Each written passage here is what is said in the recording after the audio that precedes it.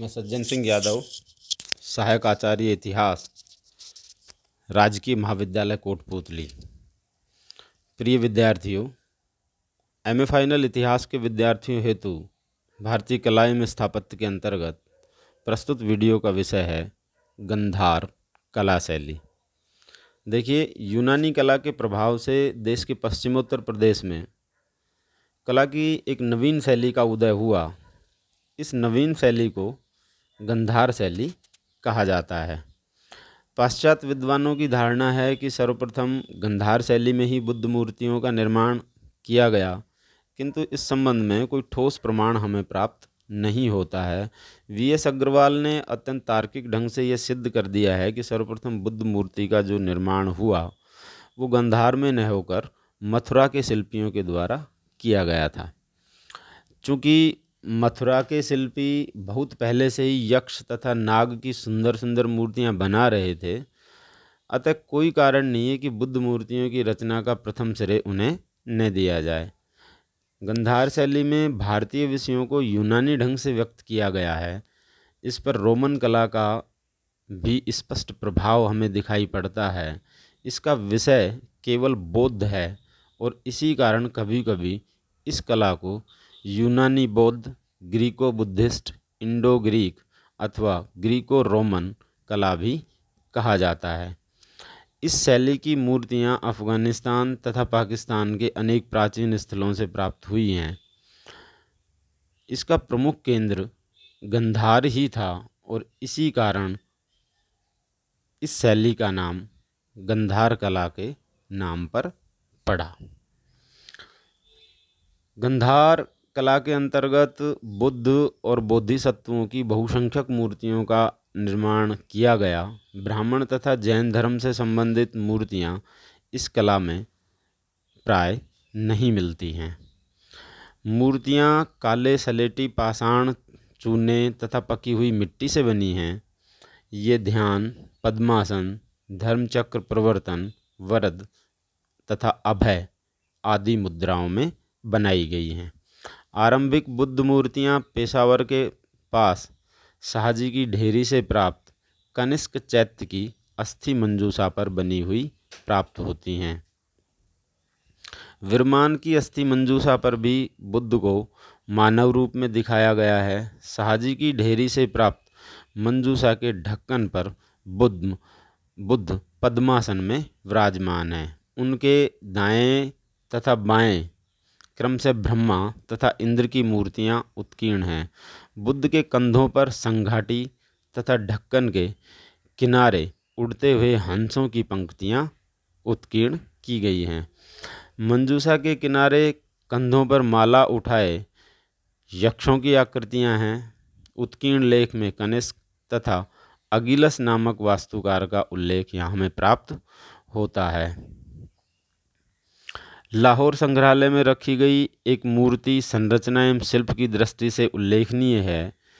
इन मूर्तियों के साथ ही साथ बुद्ध के जीवन तथा पूर्व जन्म से संबंधित विभिन्न घटनाओं के दृश्यों, जैसे माया का स्वप्न, उनका गर्भ धारण करना, माया का कपिल वस्तु से लुम्बिनी उद्यान में जाना, बुद्ध का जन्म, लुम्बिनी से कपिल वस्तु वापस लौटना, अस्थि द्वारा कुंडली फल बताना, सिद्धार्थ का बोधिसत्व रूप, पाठशाला में बोधिसत्व की शिक्षा, यशोधरा से विवाह, देवताओं द्वारा संसार त्याग हेतु सिद्धार्थ से प्रार्थना, सिद्धार्थ का कपिल वस्तु छोड़ना, बुद्ध के दर्शन हेतु मगधराज बिंबिसार का जाना, संबोधि प्राप्त करने से पहले की विविध स्थितियों आदि घटनाओं का इन मूर्तियों में अंकन हमें प्राप्त होता है। इससे सूचित होता है कि शिल्पी ने या गंधारकालीन शिल्पियों ने बुद्ध के लौकिक तथा पारलौकिक जीवन से संबंधित प्राय सभी छोटी मोटी घटनाओं को अत्यंत बारीकी के साथ चित्रित किया है। इतना विशद चित्रांकन हमें कहीं अन्यत्र नहीं मिलता है। कुछ दृश्य अत्यंत कारुणिक और प्रभावोत्पादक हैं, तपस्यारत बुद्ध का एक दृश्य जिसमें उपवास के कारण उनका शरीर अत्यंत क्षीण हो गया है, गंधार कला के सर्वोत्तम नमूनों में से एक हैं। कलाकार को उपवासरत तपस्वी के शरीर का यथार्थ चित्रण करने में अद्भुत सफलता यहाँ प्राप्त हुई है। नसों तथा पसलियों को अत्यंत कुशलतापूर्वक उभारा गया है। पेट अंदर धंसा हुआ है, किंतु मुखमंडल की शांति दृढ़ इच्छा शक्ति को प्रकट करती हुई प्रतीत होती है। इसी प्रकार बुद्ध से विदा लेते हुए उनके कंथक नामक प्रिय अश्व का दृश्य काफ़ी प्रभावोत्पादक है। उसके मुखमंडल पर विदाई के विषाद तथा शोक के भाव को व्यक्त करने में कलाकार को अपूर्व सफलता प्राप्त हुई है। बोधिसत्व मूर्तियों में सबसे अधिक प्रभावशाली जो मूर्ति गंधार शैली में बनी वो मैत्रेय की है। कुछ अवलोकितेश्वर तथा पद्मपाणि की मूर्तियां भी प्राप्त होती हैं। इन्हें हाथ में कमल, पुस्तक, अमृत कलश लिए हुए दिखाया गया है। गंधार शैली की अधिकांश मूर्तियां लाहौर तथा पेशावर संग्रहालयों में सुरक्षित रखी हुई हैं।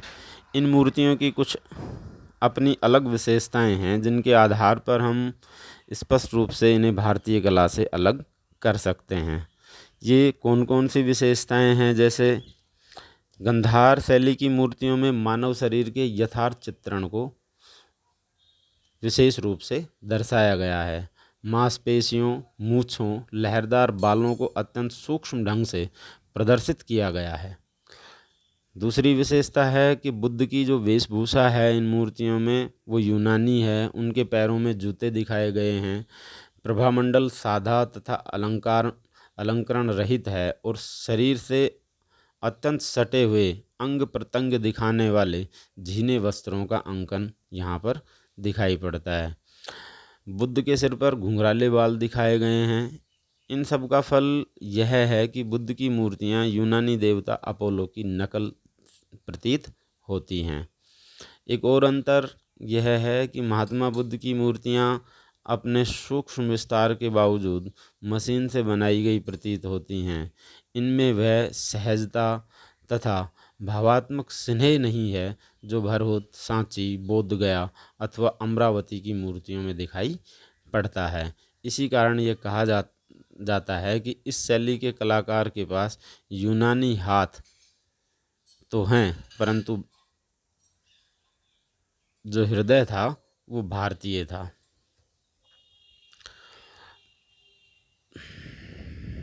एक और अंतर यहाँ हमें दिखाई पड़ता है कि गंधार शैली की मूर्तियों में आध्यात्मिकता तथा भावुकता न होकर बौद्धिकता एवं शारीरिक सौंदर्य को ही प्रधानता दी गई है। इनके मुंह पर बनाई गई मूछें तथा पैरों में दिखाए गए चप्पल से किसी प्रकार का भाव अथवा धार्मिक भावना प्रकट नहीं होती है। गंधार कला अपने विदेशी प्रभाव के फलस्वरूप भारतीय कला का सौंदर्य विहीन रूप ही प्रतीत होता है।